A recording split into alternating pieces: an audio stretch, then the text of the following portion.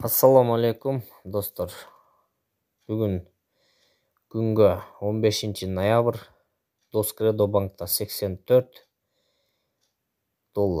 евро 87, рубль 1.39 экен. Азыр чачпай турган наркы өткөтөйүн Капитал банкты көрсөтүп берем. Капитал банкта валюта курстары кандай экен? Так, 83,5 доллар, 86,5 евро, 1.37 рубль.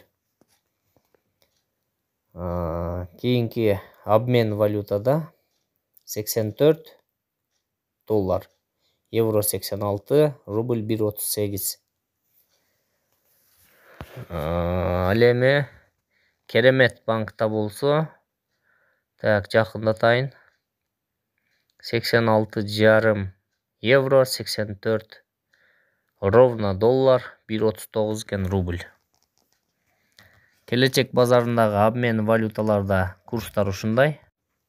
84 доллар, евро 86,20, рубль 1.38 экен. Бул жерде дагы 84 доллар, евро 86, рубль 1.38,5 экен. 84, 87,5, 1.38,5. Дээрлик келечектеги обмен валюталарда бир аз эле тыйындан айырма болбосо окшош эле экен достор.